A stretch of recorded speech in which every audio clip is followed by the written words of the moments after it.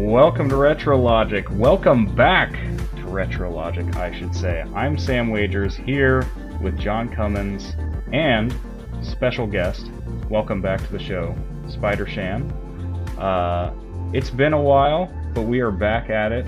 We are excited to be back. And Retro Logic is, of course, not just a community of retro gamers, as it has continued to be during our brief hiatus, but it is in fact still also a podcast. We have an active, friendly, free Discord. We've got giveaways, contests, and a whole family of retro podcasts, not all of which have been on hiatus, such as Retro Groove, a music history podcast, Film Logic, streaming and movie film podcast, and On Topic Retro, a podcast dedicated to one video game per episode, hosted by our very own John Cummins. And you can find everything at the website, retrologic.games, as well as the blog, which, coincidentally, I just posted a new article to this past Saturday. So you can check that out. It's not about alternate universes this time. It's about our universe. And just a little thing about games that I enjoy in it. So how are you guys doing? Shannon? Good. Welcome back to the show. Glad to have you. Yeah, glad to be back. We got to get the machine well oiled again and get everything going in Retro Logic land. Yeah, the robot needs to be oiled. He's like the Tin Man in the Wizard of Oz. He needs some oil. He needs to get back to averaging our price of retro scores. Right. But he'll be good as new in no time. Well, we'll see how good he is whenever we get there tonight and make sure he's not making any mistakes. So what have you been doing, Sam? We didn't ask you yet. Well, so yeah, I've been kind of sliding back in and just rediscovering how much I love retro games. As a matter of fact, just really spending more time in our little community, spending more time making content, plugging away at the Battle Network streams as I've been. Almost done with Battle Network 3. I rolled credits, actually, but I want to 100% it. So that means getting all the stars, which I wasn't able to do back in the day because you actually needed like both versions. But thanks to the internet, I'm working on getting some trades to get that 100% completion. But that's been great. As I mentioned, new article up on the blog just about watching castles blow up at the end of games. That was something that kind of been in the back of my mind for a while that I just wanted to kind of, celebrate in blog post form. It's been kind of a refresher. Really, I think I was talking about this with somebody. Really, our hiatus was just an excuse for us all to play Tears of the Kingdom nonstop. Yep. Tears of the Kingdom, just summertime. Everyone's busier in the summer. Yeah. Summer got a hold of us. Travel and just life getting busy, but it's good to be back. Yeah, I think we've all had. Well, I haven't really heard Sam talk too much about Tears of the Kingdom in the Discord, like where you've been at and everything. I assume you've finished and. Yeah, I finished it. I got to a pretty good place with it. I didn't do all the shrines like I did for Breath of the Wild, but I was at a point where I felt like I'd got pretty much everything I'm going to get out of the game. So, same. I'm pretty happy with it. I need to go back. I got to a point where I felt like I had plenty of health. I maxed out my stamina wheel and, did all the things that I wanted to accomplish before finishing the story, and then just went and did it, and then did a quick break so that I don't think about it and hopped right into something else. And I finished up the Xenoblade Chronicles 3 DLC that I didn't want to jump in before Tears of the Kingdom. Finally went back through, finished it up. So it's been nice. I've actually had some time to play some games. Unlike usual, I just come on here and I've just bought a bunch of games. I will say too, like it feels good to put that massive Tears of the Kingdom to rest and to get back to shorter stuff. Another game I actually finished even more recently. I got back to East Book 1, and I finished Book Yes. 1. It's kind of one game if you play it on the Turbo It's version. parts kind of if you do it there. You pick up Book 2, it's like your inventory resets, but you start at the level you ended Book 1 at. So that's been interesting. I actually enjoyed that a lot more than I thought I would. So that one's on my list as well now that I have the Turbo Mini. Yep, that's the way I played it, Turbo Mini. And then not even 2 weeks ago, I guess a week and a half ago, I got to hang out with Adam and Dan at the Classic Game Fest. That's right. We'll have to try to get some more people down next year, even just as an excuse to hang out more or less. I didn't even buy a whole lot while I was there, just enjoyed the hangout and got to it's just an experience. The next year I think it's going to be 3 days long, so even more time with it. Kind of fun watching or seeing all the pictures and kind of following on the Discord. Looks like you guys had a great time. It is a blast. Definitely can't wait to do it again next year. But yeah. So what else we got? We what's the topic tonight? What are we doing? The topic is the is it 40 years of 40 Famicom? 40 years of Famicom, not 40 years of NES. Yeah, we're not there yet. Got a couple years yet, right? Two more years, I think. Time is slipping away from us, but not that fast. The NES has that weird release deal where it came out in New York early before everyone else got it, and then resumed later in other regions of the U.S. Right. It's so weird how they used to just do that. Well, it's just It's unthinkable today. Video games were not the mass, machine that they are today, and everything releases. I mean, word would spread instantly. People would get mad. They'd be like, "What the world?" It's crazy. I mean, to think that basically a city in the U.S. had the NES for quite a while, like a few months. If that happened today, you'd have scalpers like selling like, "Oh, I went to New York. I got an NES. Paid triple the retail price for it. I'll ship it to you in Ohio." But yeah, 40th. It's been some years. It's kind of crazy to think that how that kind of launched Nintendo into kind of where we're at today. Minus launched video games into where we're at today. I mean, for the most part, yeah, especially in the U.S. Yeah. But without the NES, I don't know. Like that's alternate universes, man.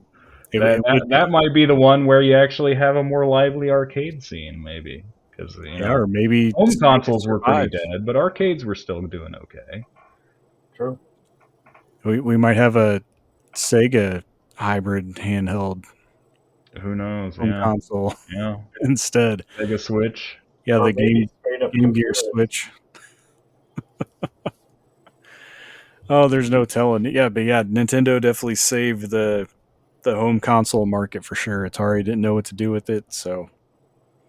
But before we get to the Famicom and its legacy and all the cool things that have to do with that, we have our game that we play, The Price is Retro.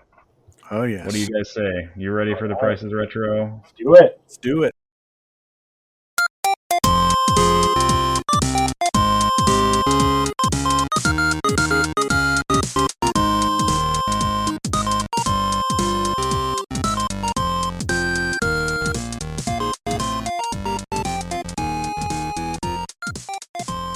Have you lost your touch, John, after this break? We'll have to see. We'll find out. I think we're. Oh no, I was leading before the break, so see if I can keep it up. Well, for our listeners playing along at home, if this is your first time playing The Price is Retro, here is how we play.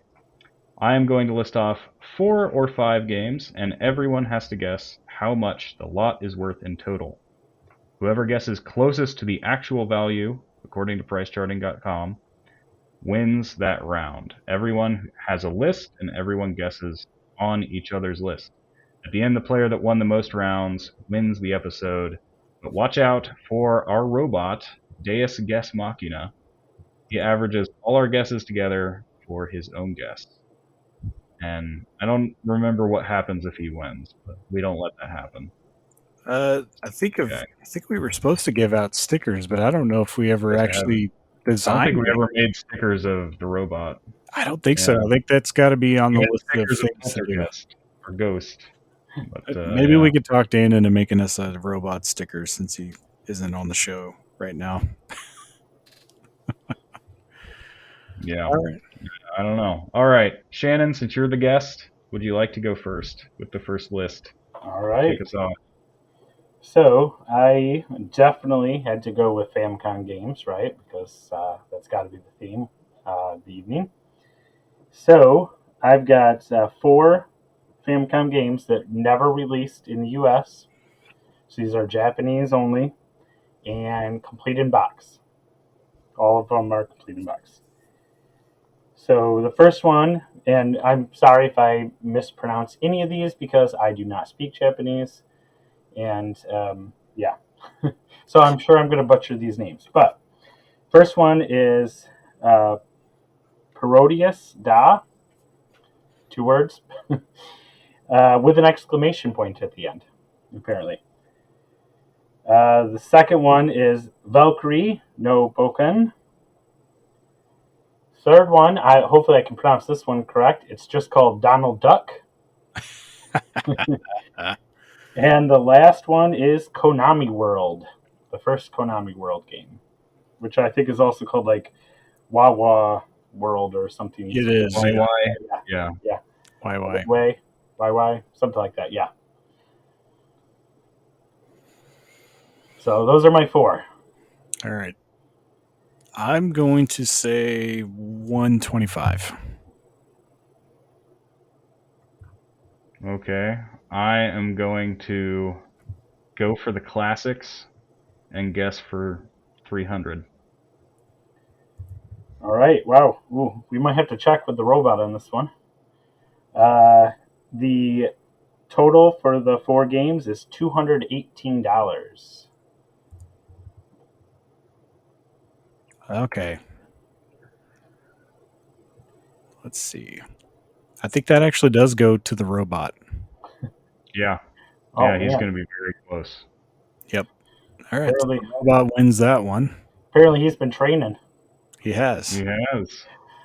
So that was you just let AI just sit there by itself for a while. Yeah.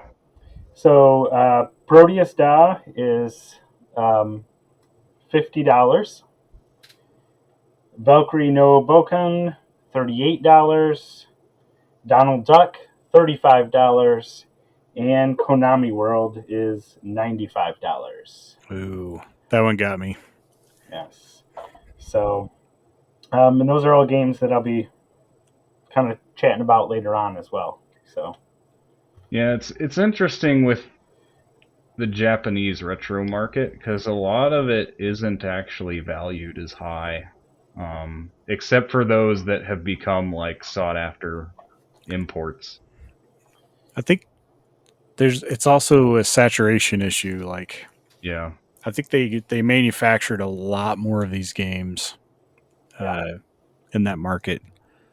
Well, and I think part of what makes retro games so expensive in the United States and even in Europe is I think video games as a whole became a lot more popular over time. From especially like the 80s to the 90s or the 2000s. mm-hmm. And that wasn't as pronounced of an effect in Japan as it was here. Yeah, I think they were always pretty popular there, which caused the high sale through rate for lots of games. Yeah. You could just, I imagine you go over there and there's just bins of all these games, similar to like what we see with sports titles over here that and nobody Right. picked it up. Yeah, everybody who wanted one bought it when it came Yep. out. No. All Yeah. right. That's the dream, isn't it? Just go in, find bins of great games. It would be. But I mean, if you get a Famicom, you can still do that. It's true. or a converter. Or a converter, yeah. All right, next list. John, do you have yours ready? I have it ready. So these are all Famicom games that are available in the US. But they were some that were on my mind or some that I already own. The first game is King's Knight, complete in box for the Famicom. I just picked this one up for the NES. So that's why it's on this list. Second game is Popeye, complete in box for the Famicom. I own this game. And then next one is Bomberman, complete in box for the Famicom. And the last game is the TMNT arcade game for the Famicom, complete in box. Okay. I am going to guess $140. Ooh, I've got 120 down. Okay. This total is $230.83. Ooh, So we both lowballed it. yeah. So that's my round. I had the highest guess. Yep. Sam takes it. So King's Knight, complete in box for the Famicom, is $23.04. Popeye, complete in box for the Famicom, is $30.59. Bomberman, complete in box for the Famicom, $32.20. And TMNT, complete in box for the Famicom, $145. Yeah, that's the one that got me. I That's was the- almost yeah, right on with I would every not have other guessed TMNT to be the most expensive. That's the Nope. outlier here. Holy cow. Similar Maybe to it didn't sell so well in Japan. They probably didn't think much of the turtles. At least it got to retain its name because Yeah, over in Europe it's Hero Turtles. Hero Turtles. Yeah, yeah. Yeah, They 'cause- probably didn't think much of turtles, and then like later, everybody in Japan's like, "Oh, this is actually a really good game." I don't know who these turtle guys are, but I don't know if they had the comics or the Cartoon. cartoon series background that we did in I America. think American comics were pretty popular in Japan in the '90s. Yeah, All I know is the '90s intro to the X-Men cartoon is amazing. The one in Yeah. Japan.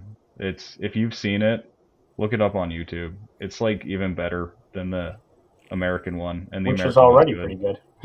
yeah, and I don't think that this is just my thoughts. I don't know this for sure, but I don't think the TMNT comic was really all that big, like when it released. I think it took No, it was time the for it to get show and the big. toys that really blew it up. Yeah. So, The comic was actually completely different. oh Yeah, yeah, and comic was not was not something you kid-friendly. would watch when you were 6.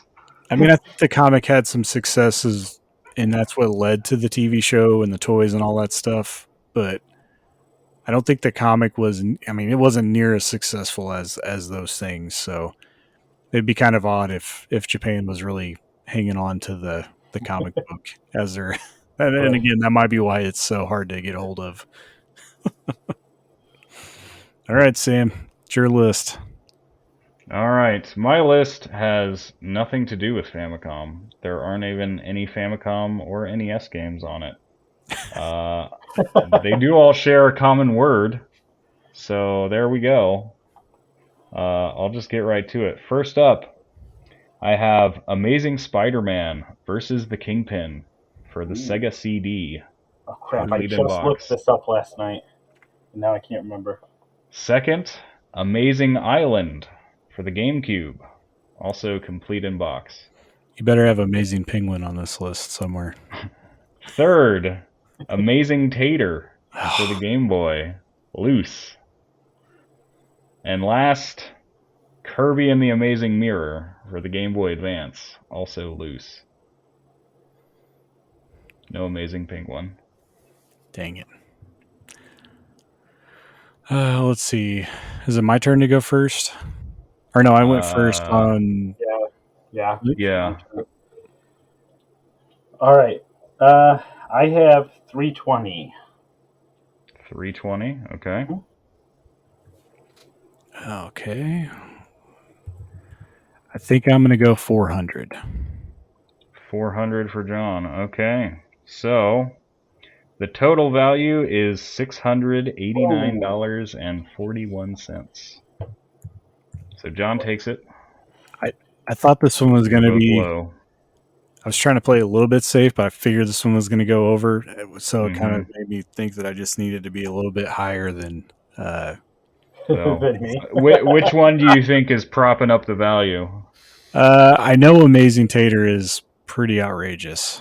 Yeah. I don't It's know the Amazing value. Tater. I was going to say, I Okay. don't know the value. Amazing Tater for the Game Boy, and this is loose, keep in mind, is $571.05. I seen a complete in box copy at Classic Game Fest. I think it was like over $2,000 or something like that. I don't even know what its Yeah. actual value is. I could be totally wrong. I know it was astronomical. Like I walked away. There was no way I was buying it. Not to be confused with Spud's Adventure, which is, I think, nowhere near as expensive. No, I don't think it's really cheap, though, either. it's not cheap, but it's not anywhere Yeah. near Amazing Tater. I always confuse the two because they're both like Atlas and they're both about a tater. Anyway, Kirby and the Amazing Mirror, $39.96. Amazing Island, $27.99, and Amazing Spider-Man versus the Kingpin, $50.41. Okay, I was pretty close on that one. Yep. Nope. Yeah, the That rest was are pretty reasonable. I had no idea about Amazing Tater. Like I've heard of it, and that's it. Yeah. So that means that I took another one. Well, we're actually total discrepancy though, because it's 1-1-1, me, you, and the robot. Oh no, you're right. Robot was closest. The robot was closest on the first one. Robot wins. All right, so we have to come up with a tiebreaker. Yeah. Oh no, we have a tiebreaker. It's who The tiebreaker is who got closest on their. Yes. So let's see. Let's calculate that. Or it's on the total though, right? Correct. The total for every. That's when we actually need the spreadsheet. Because I can track who won each round. I don't have a running total of the difference. Well, the robot, you won by differences. Hey, there we go. Because a win for me is a win for humanity. Just think of it that way. At least it's not the robot. Yeah, I wasn't even thinking about that. That last round took me out of your total difference, like by itself. So, which also means that it took the robot out, which is kind of unfair because the robot has to guess all three lists. Yeah, yeah. We're not going to get into that. Robot. Hey, we can't make it too easy on the AI. Well, I was going to say that robot can never win a tiebreaker. Already taking over. Yeah, that's right. Humanity has to have some chance of survival here. Yeah, unless I averaged the only reason the robots haven't taken over is because the humans are still making the rules, right? That's right. All right, so Sam wins. I will document that down. There we go. Back with a vengeance. Well, do we have a trivia card? We do, and did we have any other submissions for? I don't have any guest lists. I do have some finely aged community couch questions in front of me that we will get to. Like good wine and cheese. 1 second. Let me just make sure that we didn't have anything. Nope, I don't see anything. All right, so we're just going to do the card challenge. Let me try to find one right here. All right. Today's card. First question. What was the first Nintendo games console to use discs instead of cartridges? The GameCube. Technically, this is a trick question because the Famicom disk system technically uses disks. Yeah, I It's think they not a mean ROM disk. CDs. Yeah, Right. Yeah, CD. They do mean CD-ROMs. CDs, and GameCube is correct for this question, but I would have accepted the disk system if you would have said that. Second question: how many joysticks were there on a Sega Dreamcast controller? 2? I was gonna say No, one. 1. One. Yeah. Been It a was long kind time of since I looked at a Dreamcast. Yeah. uh, and honestly, I think this was a detractor from the Dreamcast because they jumped the gun, put out a single joystick controller, and then everyone else came out later, and they all had dual joysticks on their controllers Yeah. for camera. Yeah, crazy. That's how it goes, though. Sega jumping the gun several times. Alrighty, those as usual pretty easy questions. So I think that moves us. We'll take a quick break and move into the topic, right? Yeah.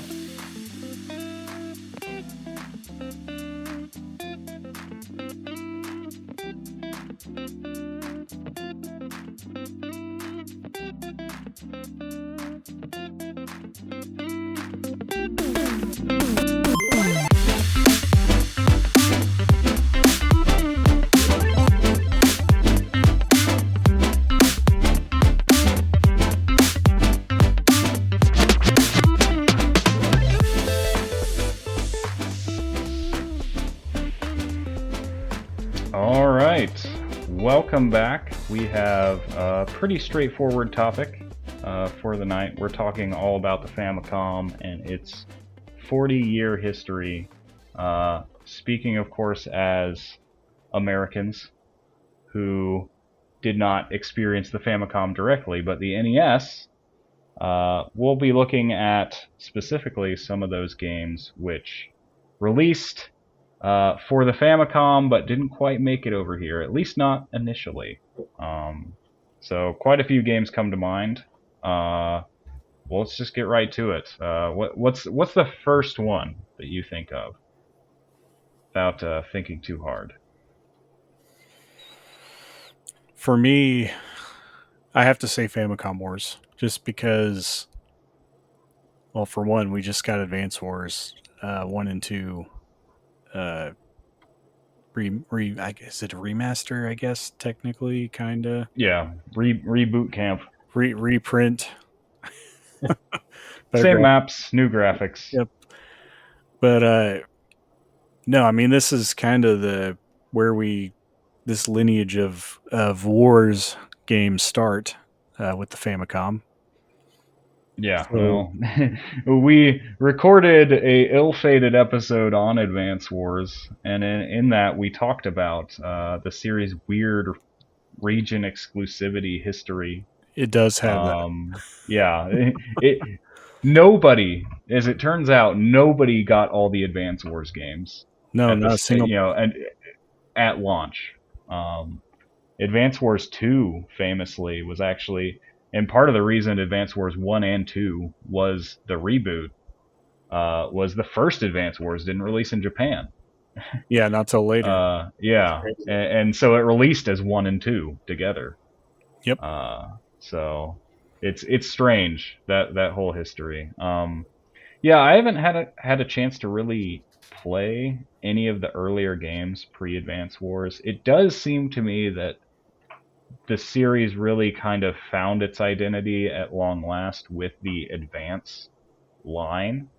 Some of the core mechanics are a little different. As I understand, like how counterattacks worked was kind of different in the Game Boy Wars series and so on. I think, but I'd still love to play them. The Japanese only, the Famicom Game Boy Wars, they did really well over there. I mean, there was three. Yeah, they did pretty well. Versions of Game Boy Wars due to updates that they were making to the game. Yeah, similar to like a Street Fighter 2 fashion, where you just tack on an extra word and it's a new version of Game Boy Wars. Sell it all over again. Yeah, essentially. One of the other ones that kind of it's the same. It's more the historical value, and I have got a chance to play because it did release later. Is of course the first Mother game, or as we know it now, Earthbound Beginnings. Yep. Which I've always said is less a game that I like on its own and more as a understanding Earthbound more, understanding how Earthbound became Earthbound. Like it has a lot of, I guess, historical value. The game's it's got rough edges, and it feels like you're playing a prototype of Earthbound in a lot of So ways. that's kind of what I was. To me, like I don't know. I think the right move was made. I don't think we necessarily needed Mother to appreciate Earthbound, and I'm not sure that anybody would even know what that. I don't think anyone would have hopped on early. This game would have been even more valuable probably than Earthbound is over here. Well, especially those late releases, which is the main reason it was Yep. unreleased. Famously, there was a finished English script and everything. Yeah, ready to go, and then didn't. But by the time it was finished, the Super Nintendo was out. So It doesn't stop them for Kirby games, though. I mean, there's plenty of that's true. examples where Kirby kind of comes in and cleans up the mess that's left with the previous console. That is Yeah. true. So I've Well, never actually finished Earthbound Zero, whatever you want to call it, Mother. hey, that last area is very tough. Yeah, It's Grind away. yeah, it's a huge jump in difficulty actually because they ran out of space. There was supposed to be another like whole area and dungeon before it, which they cut, and so they just left everything in as is, that really explains some which things. leads to a brutal increase in enemy power when you get to mount a toy.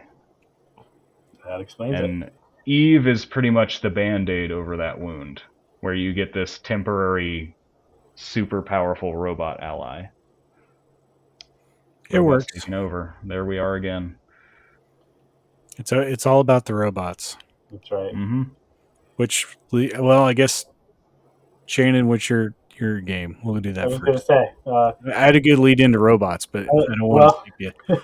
I was going to say a game without robots, and also games that we have uh, more or less gotten to play since then, but at the time, kind of going along with the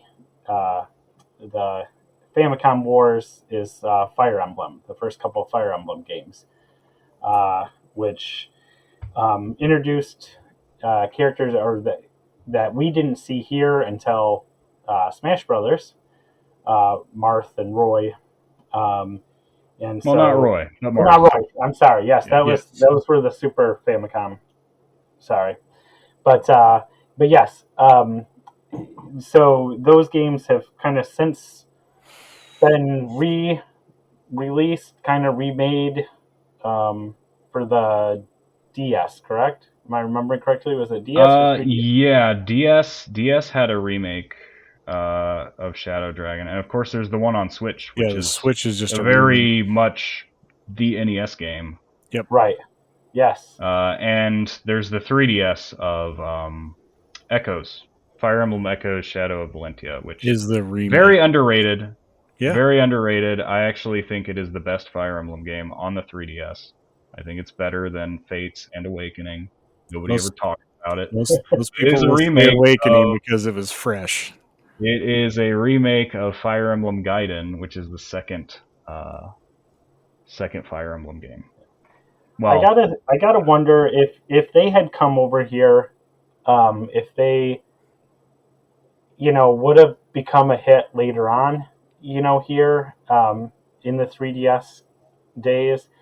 I tend to gravitate a little bit more towards some of the older Fire Emblem stuff, but I got to think that these probably at the time probably would not have sold extremely well. I feel like the strategy strategy RPG, whatever you want to genre, probably would not have taken off here at that time. It wasn't Yeah, really and fleshed that out over was here yet. that was definitely the mentality of Nintendo and what they chose to publish and even work on themselves for or pursue publishing themselves for localization. I find it actually really strange that there are a lot of strategy RPGs on the Super Nintendo, for example. Yep. Most of them didn't make it Hmm. overseas. Whereas anything that Sega had, like They just Shining tossed it Force, out. Yeah. like that released, and they seem to have not done well. And Shining Force, I think, is great. Shining Force is really But good. it's only diehard Sega fans even know about it. Like Well, and I it think was that not might one I be was hearing about. Everybody only wanted to talk about Sonic Sonic. for Sega that might be where back in the Nintendo made day. the better decision to hold off.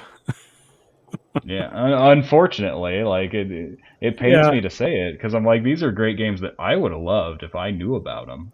Well, that's where you have Um, to, if you really have this kind of discussion, you have to separate yourself as a, consumer, and you have to think about, why Nintendo made these decisions. They're, as much as we want to say that, Nintendo's putting our best interest in the kind of games that we get from them, it's really all about what's going to sell or what makes them money. And you also have to look at the age groups that they were really Yep. after in the U.S. Oh, In and the the West. cost. mhm. Yeah, The in the cost car, back right? then was if you had a major flop and you printed even 100,000 copies of a game and you didn't move any of them, that's a major loss. It's not like today in Yeah, the digital age where you just put a game out there and if it, if you're not sure about it, it becomes a digital only and you push it out and if it poops, it poops. And then you didn't really lose as much, just on the development end where, back then you had all the, just look at the, famous story of ET for the Atari. They're in landfills because they printed all these games with no sales. Right. Yeah, it's true. And those kinds of stories were probably horror stories for Nintendo in the Famicom days. We don't want to print all these games and not be able to sell them. yeah. All right. Well, I guess it's did I go first? I believe I did. So the next game, this one does have robots, as I mentioned earlier. We're gonna get into Joy Mech Fight, which most people know from Smash Bros. Today. Is what's that guy's name? I can't even remember his name. Supapon? I think it is Supapon, That sounds right. little Something robot Pon. ball guy. Yeah. Everyone just calls him the Yeah. ball guy.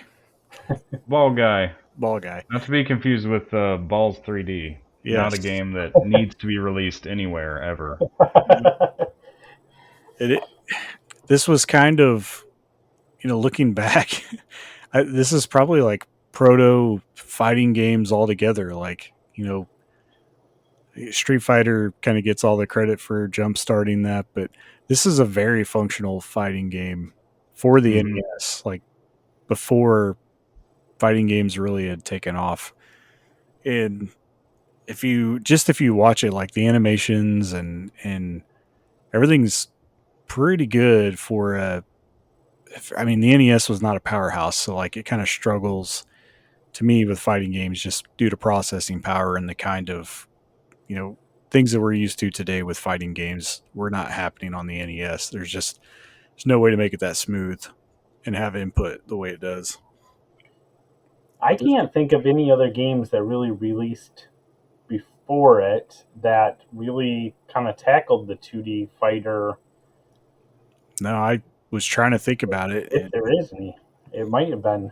Every time I say there isn't, somebody will come out and say, "Hey, yeah, there was this game that was before that." And so I'm not gonna make that bold claim, but this one was pretty early, and I definitely know it was before Street Fighter. Right. Definitely worth checking out, and I don't believe it's all that expensive if you do have a Famicom and you're looking for a copy. And it's not like it's one you need, really It's actually in good English. working knowledge of Japanese. Yeah. Like all the names and everything's Yeah. in English. I believe the title screen has some Japanese, but another thing too, this is like the first game on the list that I don't think ever came over here in any form mentioned. Like, yeah, I mean, we really are kind of in a golden age of late localization. I mean, we're getting stuff like Live Alive, we're getting stuff like Front Mission, even Front Mission 2, which wasn't remade like I the think original one was. this game would be a shoe-in for Nintendo to give us on the NSO app for NES. And just Yeah.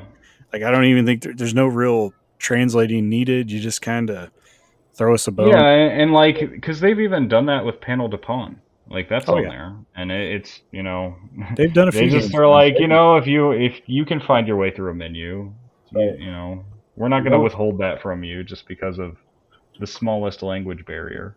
I mean, they did it with the Mario Picross. Yeah. I mean, there's a handful of games, and I'm still waiting for Mario and Wario, but yeah, maybe it's the mouse support that they're. Yeah, I don't know.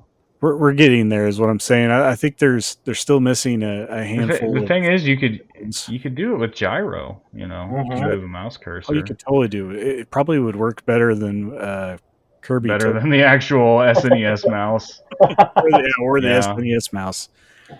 With the ball, you got to take out and clean like we used to have to. Oh yeah. That was part of school.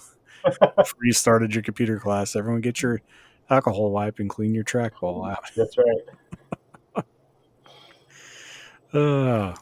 Sam, what's another? Another one that came to my mind pretty quickly is one that actually made it everywhere but the USA. Well, everywhere but North America, I should say. Not leaving out our Canadian friends or our Mexican friends. Or I guess it didn't release in South America either, now that I think of it.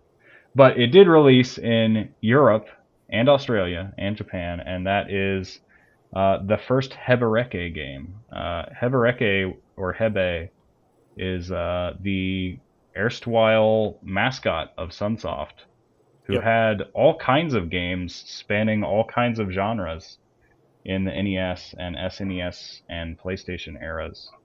The first of which was a pretty solid Metroid-ish platformer, which looks really fun. It released elsewhere under the title Euphoria: The Saga, really interesting how this, this was like basically Sunsoft's biggest character in some ways, and like we didn't even ever see him. That goes back to when I did a thing on the blog. You can still find it on the history of Sunsoft, and it seems like they never could kind of find their Mario, their big flagship character. Like Hebe was sort of the closest. Blaster Master was probably the biggest brand they had associated with them until later, at least for people here. Yeah. But I mean, it's a series I'd love to see them bring back. And hey, Sunsoft is trying to make a comeback here, so maybe that'll happen. I mean, they brought back Gimmick. I mean, several of these defunct companies could probably make their way back pretty easily just by putting their ROMs out on a digital front. It takes no overhead, other than a server, and just pump some of these out. Just take the business model that Hamster has right now and just start loading it up. Or I mean, just license it to Hamster, if nothing else. Yeah, that's if you don't have the staff or tech support to do it. Yeah, there's just so many good, what I would consider dead or defunct developers that have games. If you just found a publisher like Hamster and get the stuff out of there, it's almost a guaranteed at least small stream of revenue to maybe get you jump started again.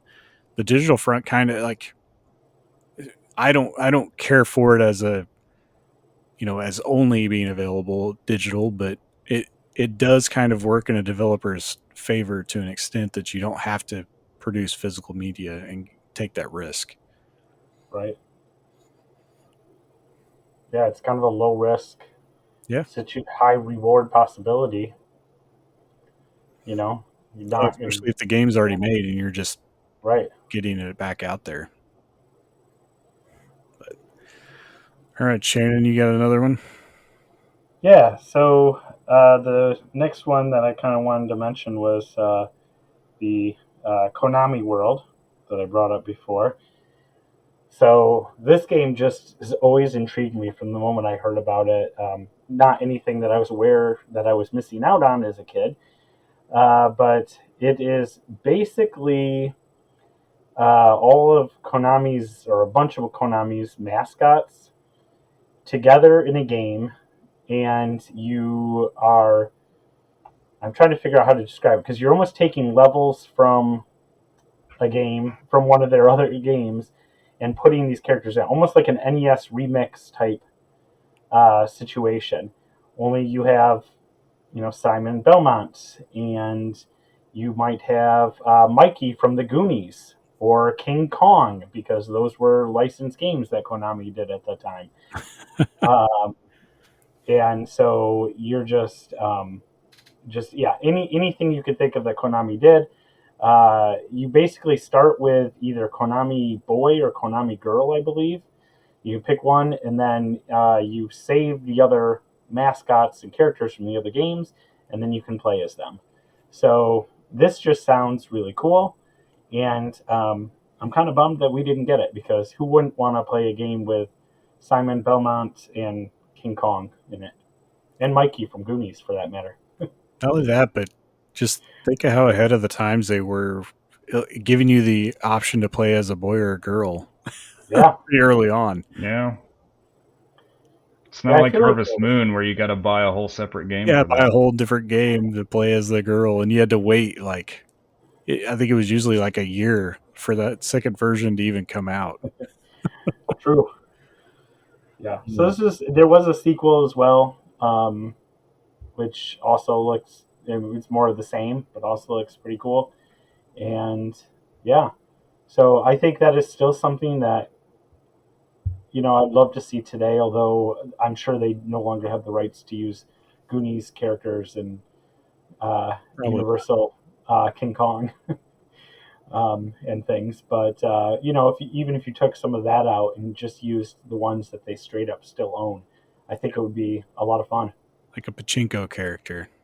Right. Just a Well, I pachinko mean, they machine they with got the legs. later Gomon games. They got pretty crazy with just throwing everything in there. Like, Yeah. I know at least one of them, there is a secret hidden level where you can fight Dracula. Nice. Most of them have ways to play their arcade games inside. Like, you can go to a carnival and just play Gradius there. Right. I think But that's yeah, born out of the frustration and boredom of the developers at Konami making endless sequels of the same. potentially, I don't know. And the other cool thing that it seems like They about just quit to go make treasure, That's right? right. After a while, it took a little bit. one of the other things that I thought really sounded pretty cool about these games is that it's not always the same style. Like, so you'll be playing some levels where you're platforming, but then they'll throw in some shmup levels, and it's just kind of bouncing back and forth between these different genres too within the game. So So it really is like NES Remix. that's exactly it. Yep. So since we were talking about Konami, we might as well talk about this Konami game that I guess they wanted their own Zelda. It's a game called Love Warrior Nickel, and it's basically Zelda in space with like Yes. some Blaster Master type elements. This is one that's on my Mhm. list to get a copy of, and I definitely plan on trying to find. I don't know how much uh, text is in it, to get the story, but there's probably a translation patch somewhere for this by now, if needed. I'm not even sure if you need one, but this one's definitely Yeah, on my there list to take. there are a lot of those out these days too. And yeah, as well as games you can, I fumbled my way through Starfy without a patch. Oh yeah, Worked all right. They communicate through pictures a lot, so that helps. it's the legendary Starfy to you. That's right. No, that's the DS game, Well, I know not the he first becomes one. legendary, so you have to. Yeah, Right. It's like when somebody becomes doctor. Yeah, or I did. Mm-hmm. But yeah, no, that's definitely. I mean, Konami's all over the place. I kind of miss the heyday of Konami and just all the random Yeah, things. when they made video Yeah, when games. they actually made games. Any game. Yeah, there was just so Yeah, many. we got Bomberman R2 coming out, right? Yeah, but how much different is that going to be from the one that I already have? It's something. It's something.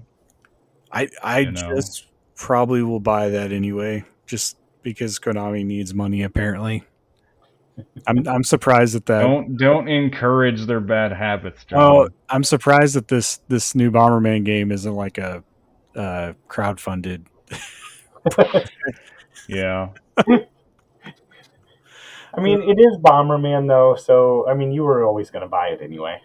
I Bomberman was the Bomberman R for Switch was the very first Switch game I bought. There you go. Bought it in line, waiting to get my Switch. Even before Zelda.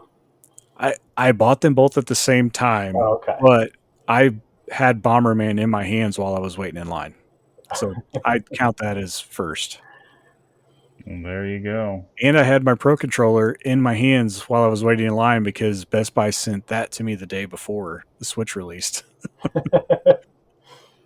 So we did have a question comment from Adam on our topic without really knowing we were going to do this anyway, talking about unreleased in North America games. But he specifically asked about games we wish we could have grown up with, and one that I think has more value in that sense,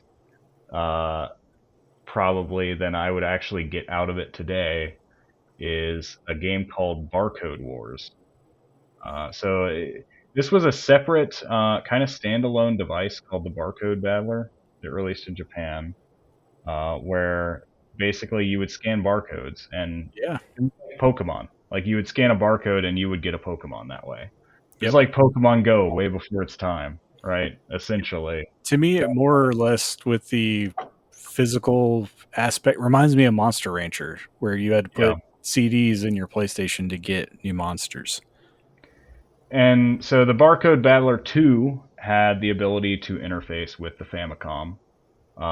And it's one of those things that like I've looked into it and like there's actually basically no gameplay. Like it's pretty much you can battle your friends like characters and it's it compares their stats and decides who wins. But like there's no player input really beyond that point. So I wouldn't be impressed with it today, but if I was a little kid, I would have been like I would have gone nuts for that.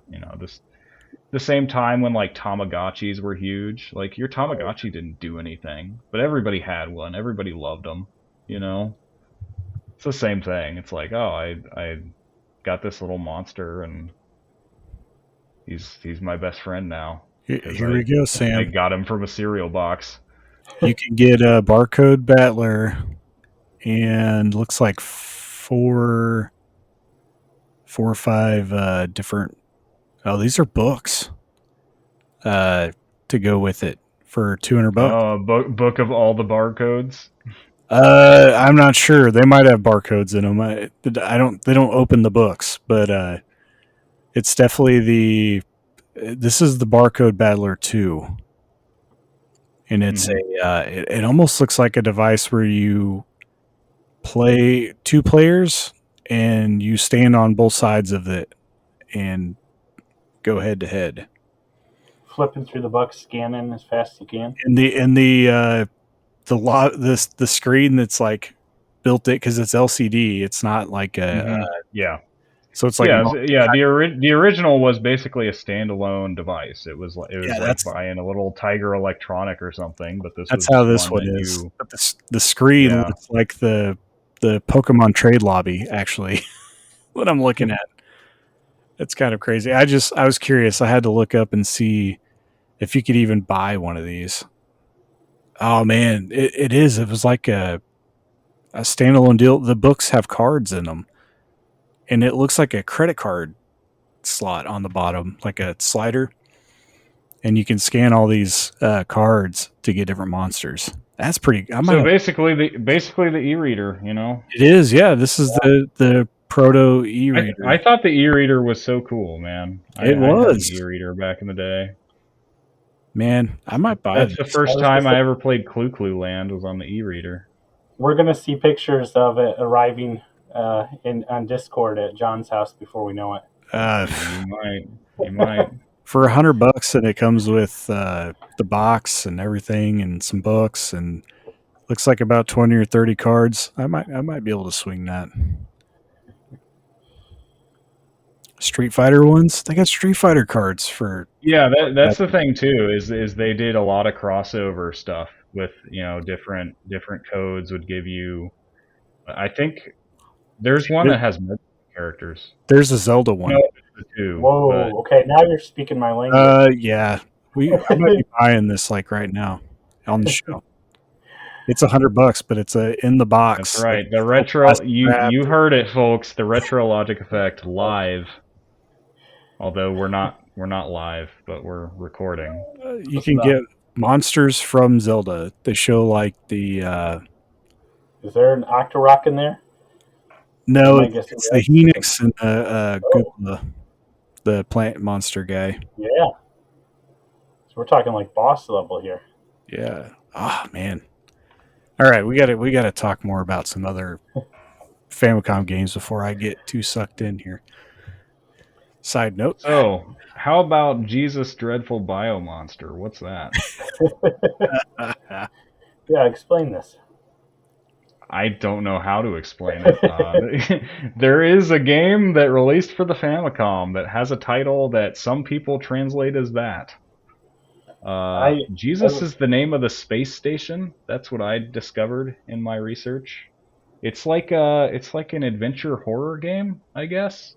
Takes place on a space station. There's a biomonster that's loose. You have to, not be killed by it. Are all monsters biomonsters if they're not mechanical? The robots are taking over, John. Yeah. Biomonsters are increasingly rare, okay? So maybe a biomonster's a hero in this game. Maybe the crew are all robots. Yeah, I watched some video of this game, and I still wouldn't know how to describe it. It's interesting. It's definitely very like visual novel-y. There's a lot of I see a lot of text and close-ups of characters' faces. So I kind of wondered if it was an established property. If it's based on something there, either a manga or a movie or something over there. It just because it just by itself just seems kind of random, but I don't know. Well, there's all kinds of games out there, It's true. It's true. Well, I have one more. If I don't know if you guys have any more, but and I'm gonna just like Shannon earlier, I'm gonna butcher the crap out of this game's name. Karakuri Kingu Din Musashi, and then it's got a subtitle that says Karakuri Jin Hashiru, and it's roughly translated to the Samurai Lord Musashi gimmicks on the run, and it is another Zelda-like game that's based on an anime with a robotic samurai. The robots are still taking over at this point in time, but it has more RPG type mechanics or aesthetics to it as well. Another one that's on my list of Zelda likes that I need to play. Yeah, it didn't come here. It looks pretty. To me, it looks very interesting. Yeah. Ooh, I do have another one. I just remembered. Very interesting. Very historically interesting. Have you ever heard of a game called Metal Slater Glory? I'm No. not familiar with that one. No. It's from HAL Labs. Oh, And this is like actually like extremely huge for like the amount of data on a NES or Famicom cart. It was re-released later on the Super Famicom, but it came out very late, 91. It's like an adventure game, and it's a game that Iwata has called out as being incredibly impressive to him. So that's kind of why it got my attention. nice. I've got a couple here that I wanted to shout out. A couple of them I just kind of mentioned. Don't really have to go into much detail, but Adventure Island 4, which was seems like apparently the last licensed game to come out on the Famicom. We did not get it here because we had already moved on to the Super Nintendo. But Adventure Island 4 kind of changed up the style and was more what we would refer to now as a Metrovania. So it looks pretty cool. It looks like it wouldn't have been that hard to bring it over here, but just didn't happen given its timing. Um, Also, the Goonies. We only got Goonies 2 over here, which confused a lot of people. They more or less just thought, okay, well, it's because it's a sequel to the movie, which I guess you could kind of make the case that that was the case. But no, it's called Goonies 2 because we did not get Goonies 1, which only released over there. And my understanding is that the Goonies game actually did follow in line more or less with the movie, but had very similar game style as to the Goonies 2. Um, the Final Fantasy games, I also just want to kind of shout out. Uh, I Obviously we have access to those now. Final Fantasy 2 and 3, the original Final Fantasy 2 and 3 before they screwed up the numbering and called 4 and 6, 2 and 3 over here. Just because I think like going back now, 2 and 3 are probably my least favorite of the first six. But I think that if I had access to them growing up, right after the original Final Fantasy game, I think I probably would feel a little bit differently about them and would probably have more nostalgia for them, Oh, yeah. like I do the original. Um, but the last one that and also sorry, Donald Duck. I just wanted to mention Donald Duck, just because it's weird. We did not get this Donald Duck game, but it is Donald Duck, a licensed game, and it is basically just a bunch of mini games that Donald and Daisy and the nephews, I believe, are playing. And we did sort of get this game, but we got it as a Peanuts game, apparently. I'm sure because of licensing agreements or Licensing whatever. works, yeah. That's how a lot of the games back then would work. They'd be Bugs Bunny in one area of the world, and others it would be Mickey Mouse. Mickey Mouse, and yeah. A crazy So castle. right, yes. Um, in this case, we got the Peanuts game, which I don't even remember the Peanuts game, so I'll have to look that up. But apparently, it's the same game, just palette swapped. Um, Nice. but the other one that I wanted to just kind of shout out was the Valkyrie no Bogan, uh, and it's also got a bunch of other Japanese with it, a subtitle, but it's Legend of Key of Time, I believe.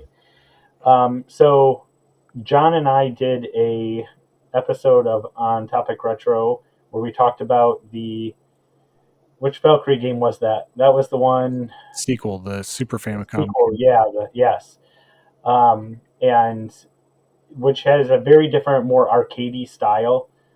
Given the fact that it was also was released in arcades, I believe. It was arcades Yeah, and maybe MSX. There were some different consoles that it yeah. was released for, Um, I think it was on the TurboGrafx, or wasn't it? maybe it was I Turbo. believe it was TurboGrafx as well. Yeah, I think it's on the Mini, actually.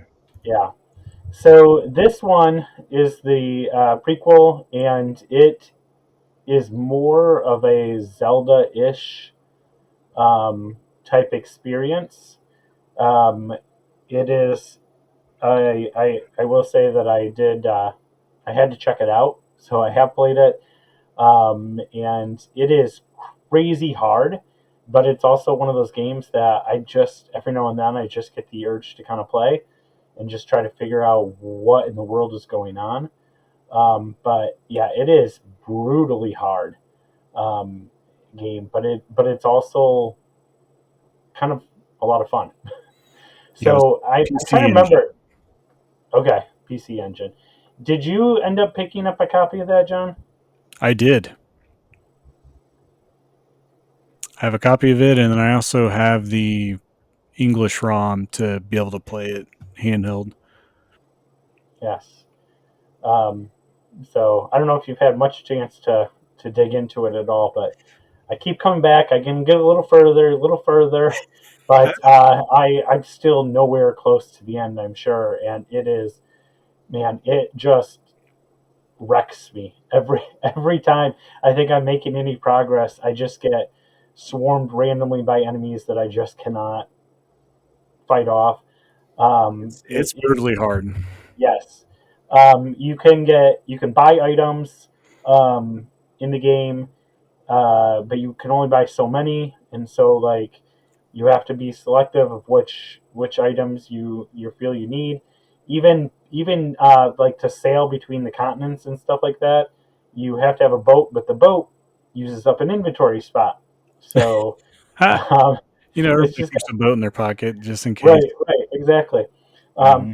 so just kind of a really cool game that I think like I would have loved to just had those hours as a child where I didn't have anything else to do and could just play it over and over again and just put in however many hours to get good.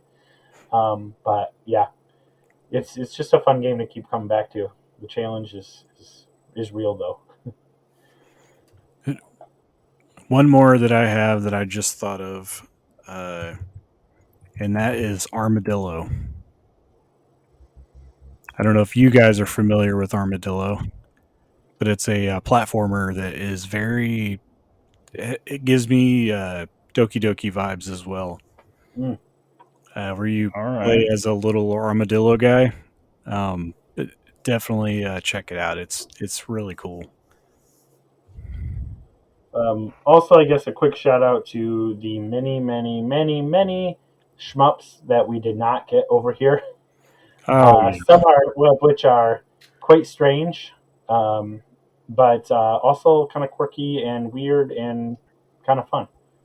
Yeah. So those are slowly Old more and more of Parodius those, series, right? right? More and more of those have kind of shown up in recent years. But there's still many of them that are still stuck on the Famicom. But yeah, kind of like them. I'm not good at them, but they're always a fun time. I'm not good at them either. They're not my favorite, so most of the time they don't make my lists. But every once in a while, there's a good one that sneaks in, and the Famicom is you know full of them. I mean, just an Yeah. abundance of riches there for anybody that likes shmups. Like you could just pick a single name of a of a game that you don't know what it is, and probably have a 50% chance that it's some shmup that you've never heard of. Yes. I think probably Yeah. one of the most, I guess you could say, famous games shmups that we did not get is Gradius 2, Oh yeah, which was we got the original, we got the spinoff with Life Force or Salamander, I believe it was called there, but we never got Gradius 2. I think Dan was looking for Gradius too while we were at Classic Game Fest. I don't know what he was going to do with it, but he was looking for it. Maybe just to say, there it is. Yeah. There it is, There too. it is. Found it. I guess that would be one. If you had a way to play it, you wouldn't exactly need to translate anything. So it would be, real.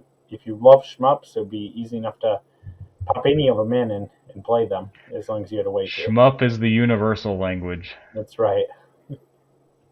Or maybe he was looking for 4. I don't remember. He was looking for a Gradius game, but I don't remember which one. This one appears to be arcade only, so probably not that. About 5. Where did 5 go? PlayStation 2. Definitely wasn't looking for that. Who knows? Maybe it was 2. Maybe I'm thinking right. Maybe you just wanted a copy of it. Well, if we forgot anything, let us know in the Discord.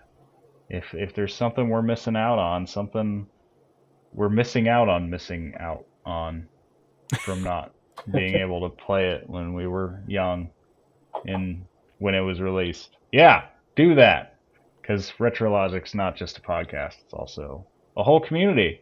And we'd love to hear all about it. We'd love to hear all about your opinions on some of these games as well, or just cool Famicom memories that you have.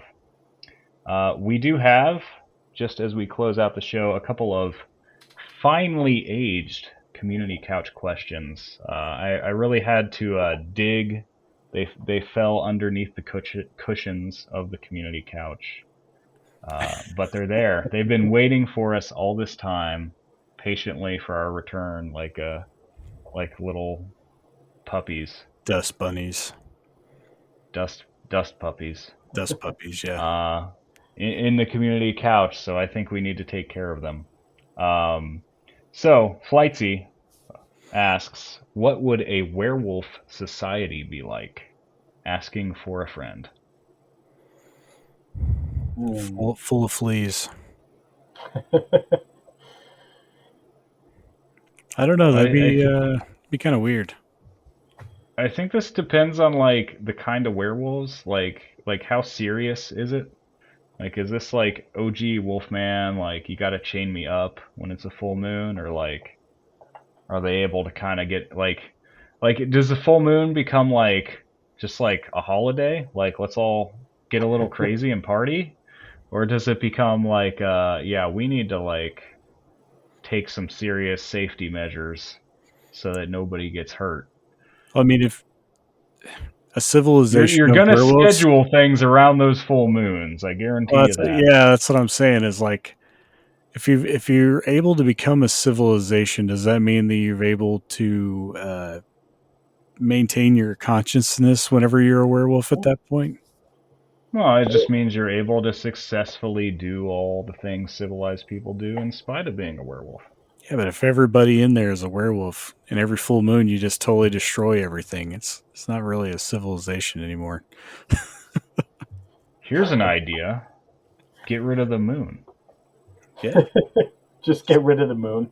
Get rid of the moon. Here's another idea. What if the werewolves go to space and build a colony on the moon? Oh.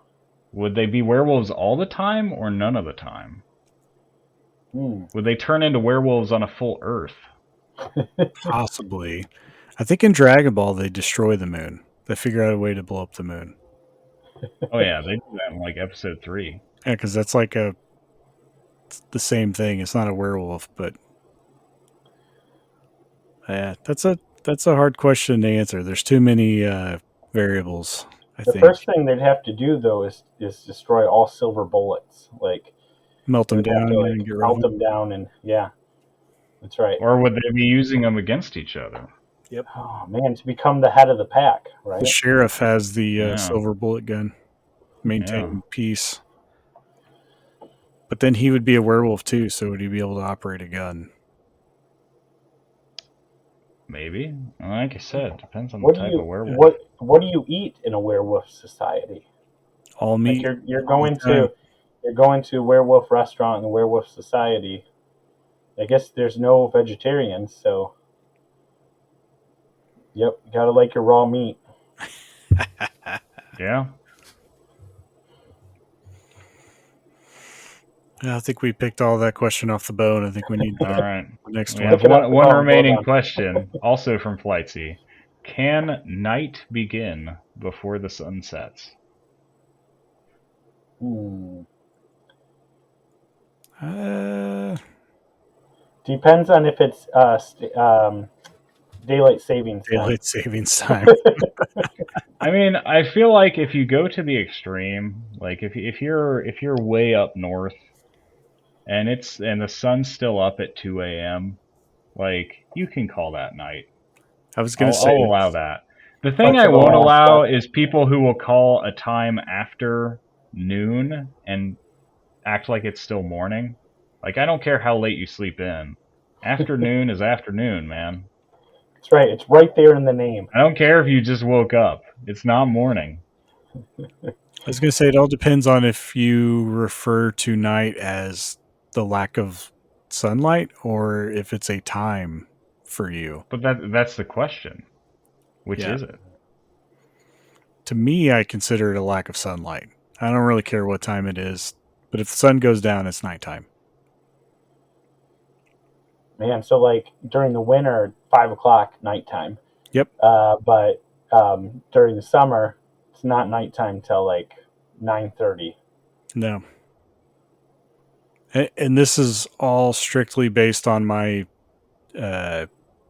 geography where I'm at. Because, like, I mean, say, that's the thing. Like if I was in I'm Canada, this inclined. is a totally different deal. Yeah, I'm inclined to say that, but I think like okay, yeah, if I lived really far up north, if I lived in Canada, if I lived in Parts a of Alaska. Scandinavian country, I would be like, okay, yeah, 2 a.m. is night. I don't care if the sun's still up. 2 Oh a.m. is yeah, night. Like if it's a time when I expect people to be asleep, I But think then that's how I define it. And in that does shift. Like if it gets dark sooner, I kind of expect people to go to bed a little sooner, you know? so what about those parts way up north where then there is like no sun for most of the day? that's what we were kind of getting at. It Right. depending on the Yeah. different extremes. Sometimes you can have, You gotta adapt. That's right. yeah. If you get far enough north, you have the very extreme, 6 months of daylight, 6 months of nighttime when you get closer to the axis. But uh, there's definitely, like, I've been in Canada where you have in the summertime you have like 20 hours of daylight, it seems like 4 hours of nighttime. Right. So, but like I said, where I live, I don't have that problem. So I consider the lack of sunlight being night. So when does evening start for you then? Somewhere around first dinner. To me, yeah, to me, evening is the span of time between when you're off work and when night starts. Yes. All Is right. I'm whenever with you night there. starts. Yep. Nice. The real question is, when do you have third breakfast? Because it's the most Whenever important I want. breakfast.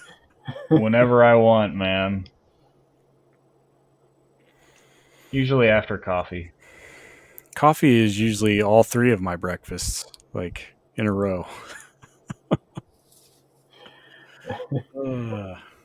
Do we have any more questions, or is that it? That's the only ones I see. Do you have any questions? I do not. I think No we've questions. I think we've John knows all. He exhausted our asks show. nothing. It's good to be back. It really is. It feels like riding a bike. Let's get Except right back in. I might have forgotten how to do it, but I'm having fun anyway. That's it. That's the whole point of this, is to have fun. There's no formality. We just come on and talk. Yeah, it's pretty great. Any closing comments, Shannon, from you? Where can people find you? Uh, Anything you wanna shout out? yeah. So mostly you can find me on Discord, uh, Spider Shan. I'm not really on any other social media, so no Threads, no X, no whatever of the day. Social medias have even changed since we did the I last was gonna say, podcast. that's right. That's true. I do stream some. I just am really bad about keeping a routine schedule for it. I was going to say but I do stream sometimes on Twitch. Also under Spider Shan, actually Spider Shan 8, I believe I needed to do. Right now, I am playing through Final Fantasy Adventure for the Game Boy.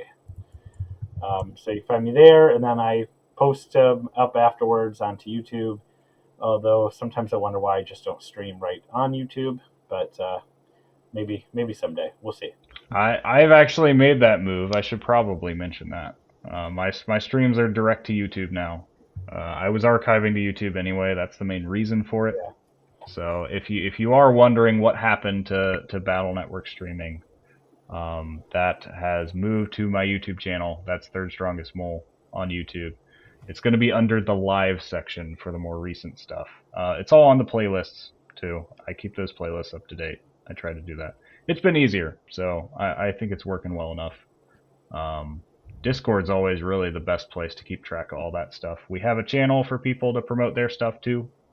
So if you want to know what everybody in the community is doing, not just me, but not just John, but also people like Shannon, other people you might not have even met yet, join the Discord, because Retrologic is, as we say, not just a podcast, but also a friendly and 100% non-toxic Discord community. John, any closing remarks before I finish the ending spiel? What about MySpace? Are you guys keeping your MySpace up to date? Always. We're retro. What we do. Or your GeoCities web pages Right? Yeah. with Flash animation GIFs attached to them.